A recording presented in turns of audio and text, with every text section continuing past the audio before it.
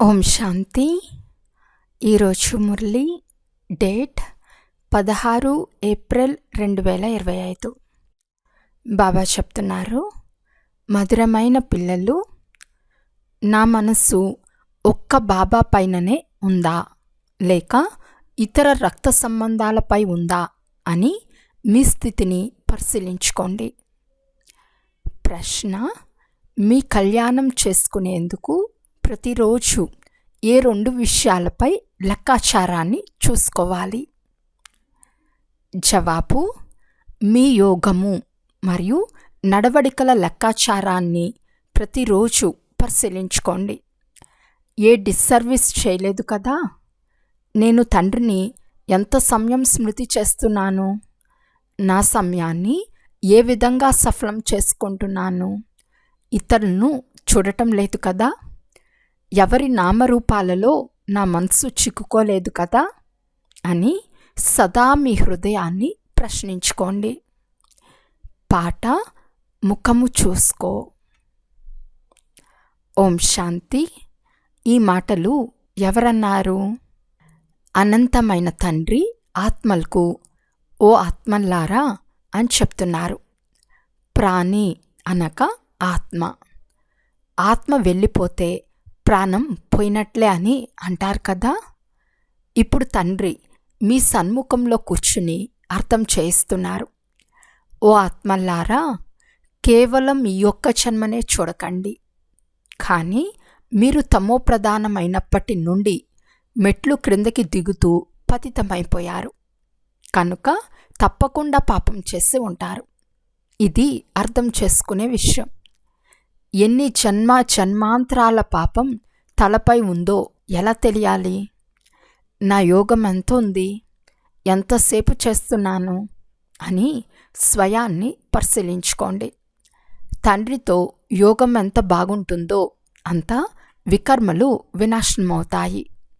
బాబా చెప్తున్నారు, నన్ను స్మృతి చేస్తే మీ వికర్మలు వినాశనమవుతాయని గ్యారెంటీ ఉంది. తండ్రితో నాకు ఎంత యోగం ఉంది అని ప్రతి ఒక్కరూ మనసులో చూసుకోండి. మనము ఎంత యోగం చేస్తామో అంత పవిత్రంగా అవుతాం, అంత పాపం తొలుగుతూ ఉంటుంది, యోగం పెరుగుతూ పోతుంది. పవిత్రులుగా అవ్వకుంటే యోగం కూడా కుదరదు. రోజంతట్లో 15 నిమిషాలు కూడా స్మృతిలో ఉండని వారు చాలామంది ఉన్నారు. నా మనసు శివబాబాపై ఉందా లేక దేహదారులపై ఉందా, కర్మ సంబంధికులు మొదలైన వారిపై ఉందా అని స్వయాన్ని ప్రశ్నించుకోండి. మాయ తుఫాన్లు వచ్చేది పిల్లలకే కదా. మీ స్థితి ఎలా ఉందో స్వయం మీరు కూడా తెలుసుకోవచ్చు. శివబాబాపై నా మనసు లగ్నమవుతోందా లేక ఏదైనా దేహదారులపై ఉందా? కర్మ సంబంధికులు మొదలైన వారితో ఉంటే నాలో వికర్మలు చాలా ఉన్నాయని భావించాలి. మాయ గుంతలో తోసేస్తుంది. నేను పాస్ అవుతానా లేదా, బాగా చదువుకుంటున్నానా లేదా అని విద్యార్థులు తెలుసుకోగలరు. నెంబర్ వారుగా ఉంటారు కదా. ఆత్మలు తమ కళ్యాణం తామే చేసుకోవాలి. తండ్రి సూచిస్తున్నారు, మీరు పుణ్యాత్ములుగా అయి ఉన్నత పదవిని పొందాలి అనుకుంటే అందులో మొదట పవిత్రత ముఖ్యమైనది. ఇక్కడకు పవిత్రంగా వచ్చాము, మళ్ళీ పవిత్రమయ్యే వెళ్ళాలి. పతితులు ఎప్పుడూ ఉన్నత పదవి పొందలేరు. సదా మీ మనసులో ప్రశ్నించుకోండి, నేనెంత సమయం తండ్రిని స్మృతి చేస్తున్నాను, నేనేం చేస్తున్నాను? ఇది చాలా అవసరం. వెనక కూర్చున్న విద్యార్థుల మనసు తింటూ ఉంటుంది. ఉన్నత పదవి పొందుకునేందుకు పురుషార్థం చేస్తారు, కానీ నడవడికలు కూడా ఉండాలి కదా. తండ్రిని స్మృతి చేసి తలపై ఉన్న పాప భారాన్ని దించుకోవాలి. స్మృతి ద్వారా తప్ప పాప భారాన్ని దించుకోలేము కనుక తండ్రితో ఎంతసేపు యోగం ఉండాలి. అత్యంత ఉన్నతమైన తండ్రి వచ్చి నన్ను స్మృతి చేస్తే వికర్మలు వినాశనం అవుతాయి అని చెప్తున్నారు. సమయం సమీపానికి వస్తూ ఉంది. శరీరంపై ఏ నమ్మకమూ లేదు. అకస్మాత్తుగా రకరకాల ప్రమాదాలు జరిగిపోతాయి. ఇది అకాల మృత్యువుల ఫుల్ సీజన్. కనుక ప్రతి ఒక్కరూ స్వయాన్ని చెక్ చేసుకుని స్వకల్యాణం చేసుకోవాలి. పూర్తి రోజులో ఈ 2 ఖాతాలు పరిశీలించుకోవాలి. మొత్తం రోజంతట్లో పాపాలేమైనా చేశానా? మొదట మనస్సులో, వాచలో వస్తారు. తర్వాత కర్మణాల్లోకి వస్తారు. ఇప్పుడు పిల్లలకు మేము మంచి కర్మలే చేయాలి అని సరైన బుద్ధి లభించింది. ఎవరిని మోసగించలేదు కదా, అసత్యం చెప్పలేదు కదా, డిస్సర్వీస్ చేయలేదు కదా అని పరిశీలించుకోవాలి. ఎవరి నామరూపాల్లోనైనా చిక్కుకుంటే యజ్ఞ మాతాపితలను నిందింపచేస్తారు. తండ్రి చెప్తున్నారు, ఎవరికీ దుఃఖంనివ్వకండి, ఒక్క తండ్రి స్మృతిలోనే ఉండండి. చాలా గొప్ప చింత లభించింది. మనం స్మృతిలో ఉండలేకుంటే మన గతి ఏమవుతుంది? ఈ సమయంలో అజాగ్రత్తగా ఉంటే చివర్లో చాలా పశ్చాత్తాపడాల్సి వస్తుంది. చిన్న పదవి పొందుకునేవారు చిన్న పదవినే పొందుకుంటారని కూడా అర్థం చేసుకుంటారు. మనం ఏం చేయాలో అది బుద్ధిలో గ్రహించగలం. అందరికీ తండ్రిని స్మృతి చేయమనే మంత్రంను ఇవ్వండి. పిల్లలకు లక్ష్యం లభించింది. ఈ విషయాలు ప్రపంచంలోని వారికి అర్థమవ్వవు. మొట్టమొదట ముఖ్యమైన విషయము తండ్రిని స్మృతి చేయటం. రచయిత రచనల జ్ఞానమైతే లభించింది. ప్రతిరోజు ఏవో కొన్ని కొత్త కొత్త పాయింట్లు అర్థం చేయించేందుకు ఇస్తూనే ఉంటారు. విరాట రూప చిత్రంపై కూడా మీరు అర్థం చేయించవచ్చు. మెట్లు చిత్రం పక్కనే వర్ణంలోకి ఎలా వస్తారో తెలియచేసే చిత్రంను కూడా ఉంచాలి. ఎవరికైనా ఎలా అర్థం చేయించాలి అనే చింతన రోజంతా నడుస్తూ ఉండాలి. సేవ చేసినందున కూడా తండ్రి స్మృతి ఉంటుంది. తండ్రి స్మృతి ద్వారానే వికర్మలు వినాశనం అవుతాయి. స్వకల్యాణం కూడా చేసుకోవాలి. మీపై 63 జన్మల పాపం ఉందని తండ్రి అర్థం చేయించారు. పాపాలు చేస్తూ చేస్తూ సతోప్రధానం నుండి తమోప్రధానంగా అయిపోయారు. ఇప్పుడు నా వారుగా అయి మళ్ళీ పాపకర్మలు చేయకండి. అసత్యం చెప్పటం, ఇంట్లో గొడవలు సృష్టించటం, చెప్పుడు మాటలు విశ్వసించటం మొదలైన కుటీల మార్గపు పనులు చాలా నష్టపరుస్తాయి. తండ్రితో యోగంనే తెంచివేస్తాయి. కనుక ఎంత పాపం చేసినట్లు? ప్రభుత్వంలో కూడా దుర్తులు ఉంటారు. ప్రభుత్వ విషయాలు ఎవరైనా శత్రువులకు వినిపించి చాలా నష్టం కలుగజేస్తారు. కనుక వారికి చాలా కఠిన శిక్షలు లభిస్తాయి. కనుక పిల్లల నోటు నుండి సదా జ్ఞానరత్నాలే వెలువడాలి. ఉల్టా సమాచారాలు కూడా ఒకరితో ఒకరు మాట్లాడుకోరాదు. జ్ఞానరత్నాలే మాట్లాడుకోవాలి. నీవు తండ్రితో యోగం ఎలా చేస్తావు, ఇతరులకు ఎలా అర్థం చేస్తావు అను విషయాలే మాట్లాడుకుంటూ ఉండాలి. రోజంతా ఇవే ఆలోచనలు ఉండాలి. చిత్రాలు ముందుకెళ్ళి కూర్చుండిపోవాలి. మీ బుద్ధిలో జ్ఞానం ఉంది కదా. భక్తి మార్గంలో అనేక రకాల చిత్రాలను పూజిస్తూ ఉంటారు. వాటిని గురించి కొంచెం కూడా తెలియదు. అంధవిశ్వాసం, విగ్రహ పూజ ఈ విషయాల్లో భారతదేశం ప్రసిద్ధి చెందింది. ఇప్పుడు మీరు ఈ విషయాలను అర్థం చేయించేందుకు ఎంత శ్రమ చేస్తారు? ప్రదర్శనలో ఎంతమంది మనుషులు వస్తారు? రకరకాల మనుషులు ఉంటారు. ఈ ప్రదర్శనని చూడదగింది, అర్థం చేసుకోదగింది అని కొంతమంది భావిస్తారు. ఒక్కసారైనా వస్తామంటారు. మళ్ళీ సెంట్రల్కు ఎప్పుడూ రారు. రోజుకు ప్రపంచ పరిస్థితులు కూడా పాడవుతూ వస్తాయి. చాలా కొట్లాట్లు జరుగుతున్నాయి. విదేశాల్లో ఏమేం జరుగుతున్నాయో చెప్పలేము. అనేక మంది మనుషులు మరణిస్తారు. తమోప్రధాన ప్రపంచం కదా. భలే బాంబులు తయారు చేయరాదని అంటారు. కానీ వారు మీ వద్ద చాలా ఉన్నాయి కదా, మేమెందుకు తయారు చేయరాదని అంటారు.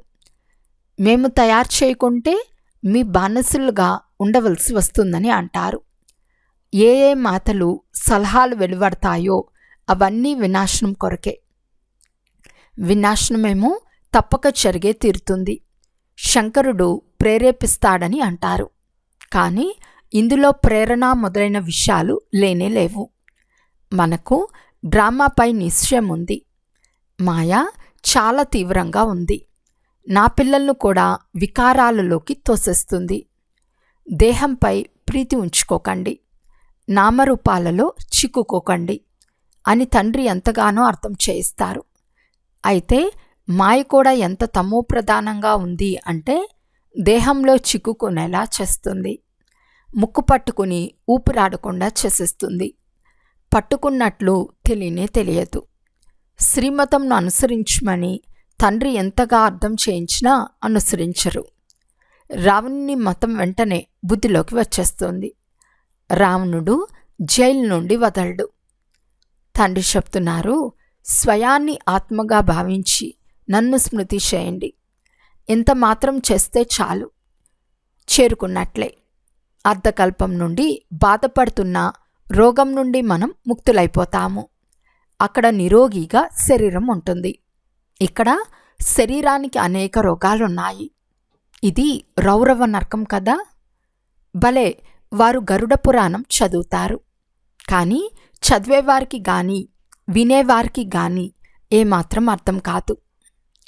బ్రహ్మబాబా స్వయంగా చెప్తున్నారు, ఇంతకుముందు నాకు భక్తి నశ చాలా ఉండేది. భక్తి ద్వారా భగవంతుడు లభిస్తాడని విని సంతోషంగా భక్తి చేస్తూ ఉండినాను. పతితులైనందున ఓ పతిత పావన రండి అని పిలుస్తారు. భక్తి చేయటం మంచిదే. అయితే మళ్ళీ భగవంతుణ్ణి ఎందుకు పిలుస్తారు? భగవంతుడు వచ్చి భక్తికి ఫలితాన్ని ఇస్తాడని భావిస్తారు. ఏ ఫలంని ఇస్తారో అది ఎవ్వరికీ తెలియదు. గీతను చదివే వారికే అర్థం చేయించమని తండ్రి చెప్తున్నారు. మన ధర్మానికి చెందిన వారు వారే. గీతలో ముఖ్యమైన మొదటి విషయం భగవాను వాచ. అయితే గీతా భగవానుడు ఎవరు? భగవంతుని పరిచయం కావాలి కదా. ఆత్మ అంటే ఏమిటో, పరమాత్మ అంటే ఎవరో మీకు తెలిసిపోయింది. మనుషులు జ్ఞాన విషయాలు విని ఎంతో భయపడతారు. వారికి భక్తి ఎంతో బాగుంటుంది. జ్ఞానం అంటే 3 కోసాల దూరం పెరిగెడతారు. అరే, పావనంగా అవ్వటం మంచిది కదా. ఇప్పుడు పావన ప్రపంచ స్థాపన, పతిత ప్రపంచం వినాశనం జరుగుతుంది. అయితే ఎంత చెప్పినా అస్సలు వినరు. తండ్రి ఆదేశం, చెడు వినకు, చెడు చూడకు. అయితే మాయ బాబా మాటలు వినకు అని చెప్తుంది. శివబాబా జ్ఞానం వినవద్దని మాయే ఆదేశిస్తుంది. మాయ ఎంతో చోరుగా చంపదెబ్బలు వేస్తుంది అంటే జ్ఞానం బుద్ధిలో కూర్చోదు. తండ్రిని స్మృతి చేయలేరు. బంధుమిత్రులు, దేహదారులు గుర్తుకొస్తారు. బాబా ఆజ్ఞను పాటించరు. తండ్రి నన్ను ఒక్కరినే స్మృతి చేయండి అని చెప్తారు. అయితే తండ్రి ఆజ్ఞ ఉల్లంఘించి మాకు ఫలానా వారు గుర్తు వస్తున్నారని అంటారు. అలా దేహదారులు గుర్తుకొస్తే క్రింద పడిపోతారు. ఈ విషయాలపై అసహ్యం కలగాలి. ఇది పూర్తిగా చెడిపోయిన ప్రపంచం. మన కొరకు నూతన స్వర్గం స్థాపన అవుతూ ఉంది. పిల్లలైన మీకు తండ్రి పరిచయం, సృష్టి చక్ర పరిచయం లభించింది కనుక ఆ చదువులోనే మగ్నమైపోవాలి. తండ్రి చెప్తున్నారు, మిమ్మల్ని మీరు పరిశీలించుకోండి. నారదుని ఉదాహరణ కూడా ఉంది కదా. ఇప్పుడు తండ్రి కూడా చెప్తున్నారు, నేను తండ్రిని స్మృతి చేస్తున్నానా అని స్వయాన్ని పరిశీలించుకోండి. స్మృతి ద్వారానే పాపాలు భస్మమైపోతాయి.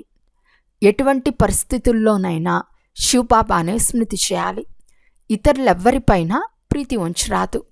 చివరి సమయంలో శివబాబా స్మృతిలోనే శరీరం నుండి ప్రాణం వెళ్ళిపోవాలి. శివబాబా స్మృతి ఉండాలి. స్వదర్శన చక్ర జ్ఞానం బుద్ధిలో ఉండాలి. స్వదర్శన చక్రధారులెవరో కూడా ఎవరికీ తెలియదు. బ్రాహ్మణులకు కూడా ఈ జ్ఞానం ఇచ్చింది ఎవరు? బ్రాహ్మణులను స్వదర్శన చక్రధారులుగా చేసింది ఎవరు? బిందు రూపుడైన పరంపిత పరమాత్మ. అయితే వారు కూడా చక్రధారియేనా? అవును. మొదట వారే స్వదర్శన చక్రధారులు. లేకుంటే బ్రాహ్మణులైన మనల్ని ఎవరు తయారు చేస్తారు? మొత్తం రచనను గురించిన ఆది మధ్యాంతాల జ్ఞానమంతా వారిలో ఉంది. మీ ఆత్మ కూడా అలా తయారవుతుంది. వారు కూడా ఆత్మనే. భక్తి మార్గంలో విష్ణువును చక్రధారిగా చేసేశారు. మనము పరమాత్ముడు త్రికాలదర్శి, త్రిమూర్తి, త్రినేత్రి అని అంటాము. వారు మనల్ని స్వదర్శన చక్రధారులుగా చేస్తారు. వారు కూడా తప్పకుండా మానవ శరీరంలోనే వచ్చి వినిపిస్తారు. రచనను గురించిన ఆది మధ్య అంతముల జ్ఞానం వినిపించగలిగేది రచయితనే కదా. రచయిత గురించే ఎవ్వరికీ తెలియకపోతే రచనను గురించిన జ్ఞానం ఎక్కడి నుండి లభిస్తుంది? శివబాబాయే స్వదర్శన చక్రధారులని, జ్ఞానసాగరులని ఇప్పుడు మీరు అర్థం చేసుకున్నారు. మనము 84 జన్మల చక్రంలోకి ఎలా వస్తామో వారికి తెలుసు. వారు పునర్జన్మ తీసుకోరు. వారిలో జ్ఞానముంది.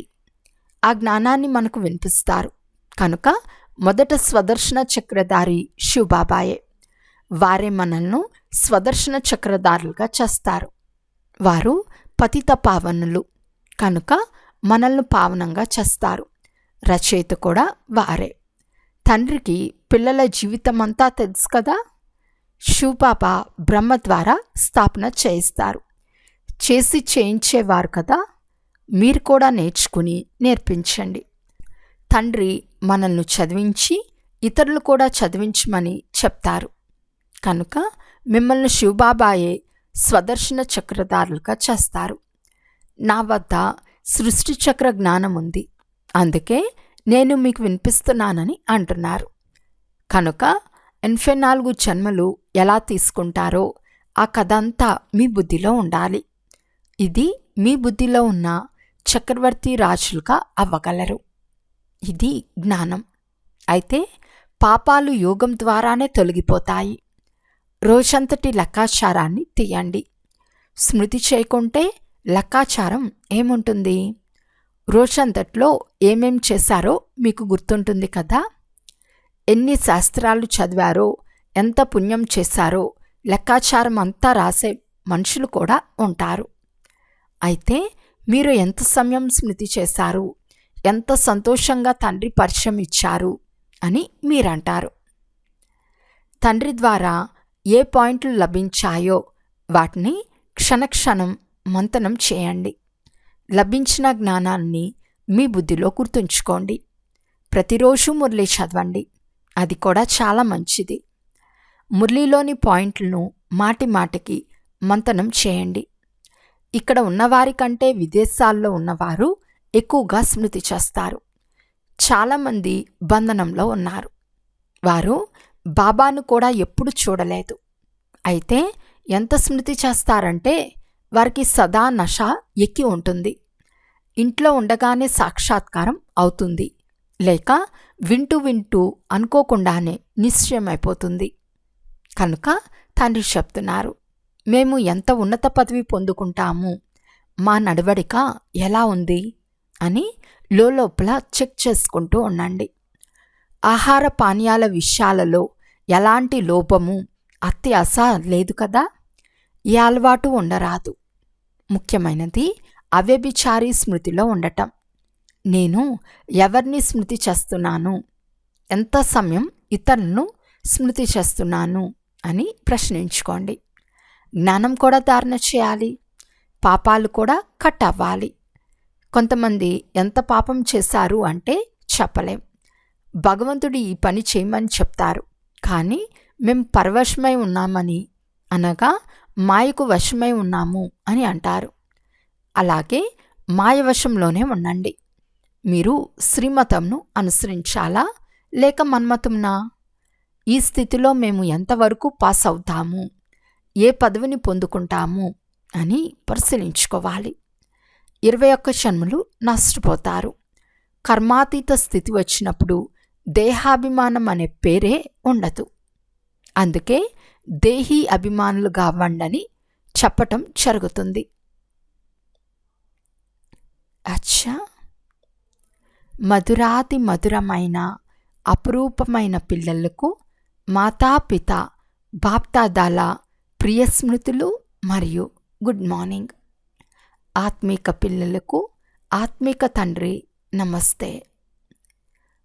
ఆత్మీక తండ్రికి ఆత్మీక పిల్లల యొక్క ప్రియ స్మృతులు మరియు నమస్తే నమస్తే నమస్తే. ధారణ కొరకు ముఖ్య సారము. ఫస్ట్ పాయింట్, యజ్ఞపితను నిందింపచేసే ఏ కర్తవ్యాన్ని చేరాదు. తండ్రి ద్వారా లభించిన రైటియస్ బుద్ధి ద్వారా మంచి కర్మలు చేయాలి. ఎవ్వరికి దుఃఖంను ఇవ్వరాదు. సెకండ్ పాయింట్, పరస్పరం ఉల్టా సుల్టా సమాచారం గురించి మాట్లాడుకోరాదు. పరస్పరం జ్ఞాన విషయాలే మాట్లాడుకోవాలి. అసత్యం, సైతాని మాటలు, ఇంట్లో గొడవలు సృష్టించు విషయాలు ఇవన్నీ వదిలి నోటి ద్వారా సదా జ్ఞానరత్నాలే వినిపించాలి. చెడు మాటలు వినరాదు, వినిపించరాదు. ఈరోజు వరదానము. 5 వికారాలనే శత్రువును పరివర్తన చేసి సహయోగిగా చేసుకునే మాయాచీత్ జగజ్జీత్ భవ. విజయులుగా అయ్యేవారు శత్రువు యొక్క రూపాన్ని తప్పకుండా పరివర్తన చేస్తారు. కనుక మీరు వికారాల రూపీ శత్రువును పరివర్తన చేసి సహయోగి స్వరూపంగా చేసుకోండి. దీని ద్వారా అవి మీకు సదా సలాం చేస్తూ ఉంటాయి. కామ వికారాన్ని శుభకామన యొక్క రూపంలోకి, క్రోధాన్ని ఆత్మిక నశారూపంలోకి, లోభాన్ని అనాసక్తి వృత్తి యొక్క రూపంలోకి, మోహాన్ని స్నేహం యొక్క రూపంలోకి, దేహాభిమానాన్ని స్వాభిమానం యొక్క రూపంలోకి పరివర్తన చేస్తే మాయాచీతులుగా జగజ్జీతులుగా అవుతారు. స్లోగన్. రియల్ గోల్డ్లో మేరాపన్ అంటే నాది అనేది అలాయ్. ఇది విలువను తగ్గించేస్తుంది. అందువలన మేరాపన్ను సమాప్తం చేయండి. అవ్యక్త సూచన. కంబైన్ రూపం యొక్క స్మృతి ద్వారా విజయులుగా అవ్వండి. ఎప్పుడైనా ఏదైనా కార్యంలో కానీ, సేవలో కానీ ఒంటరిగా అనుభవం చేస్తారో అప్పుడు అలసిపోతారు. అప్పుడు 2 భుజాలు కలిగిన వారిని తోడుగా చేసుకుంటారు. 1000 భుజాలు కలిగిన వారిని మర్చిపోతారు. 1000 భుజాలు కలిగిన వారు తన పరంధామాన్ని వదిలి మీకు తోడుగా ఉండేందుకు వచ్చి ఉంటే వారిని మీ చెతలో కంబైన్డ్గా ఎందుకు ఉంచుకోరు? సదా బుద్ధి ద్వారా కంబైన్డ్గా ఉంటే సహయోగం లభిస్తూ ఉంటుంది. అచ్చా, ఓం శాంతి.